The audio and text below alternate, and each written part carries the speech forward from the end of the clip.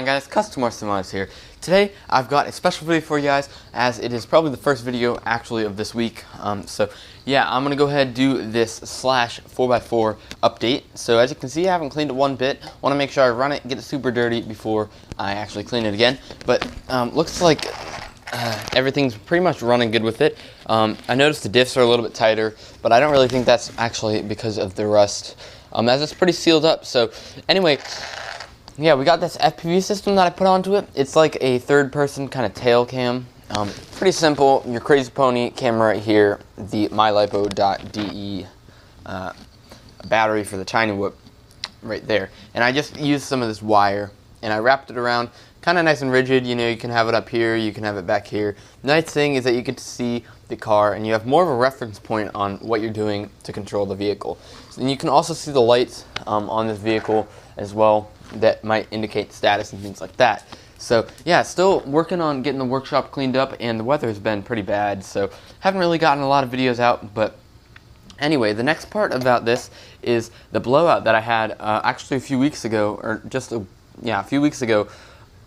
It was about the time that I did the softball field run with the edit, and I'll go ahead and play that clip right now. You can listen to the volume.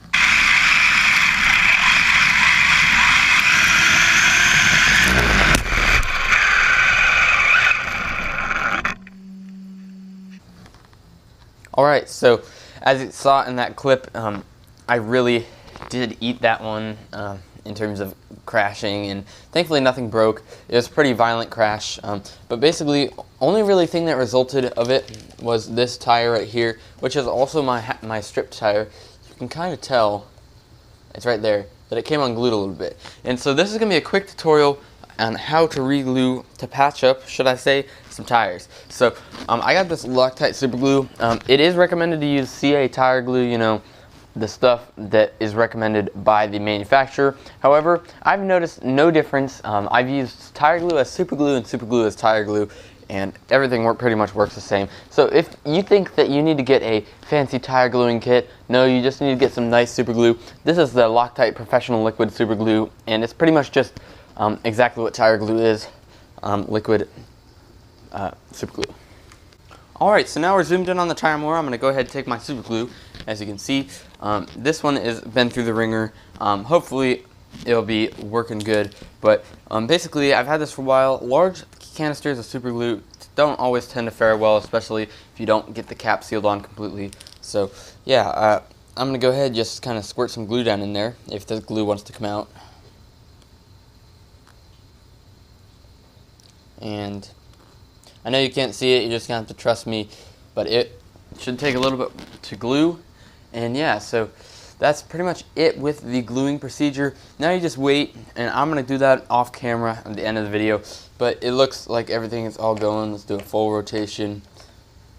You know, you can see it's nice and glued up. So yeah, that's pretty much it. It's a pretty simple tutorial. Just kind of pull it away, stick some glue in, push it back down, and make sure that it kind of goes back into the groove and spinning freely. And you can also notice from my slash that these tires are super worn down. This tire is actually stripped, and I'm going to do a later video on how to actually repair that, because there's a way. And I probably just need to get some new tires altogether. So maybe when the summer comes, you know, I really want, and trying to push running off of what I have right now. And hopefully that means that during the summer I will be able to get some fresh gears. So yeah, thank you guys for watching. I'll catch you guys in the next video. Please comment down below if you have any questions.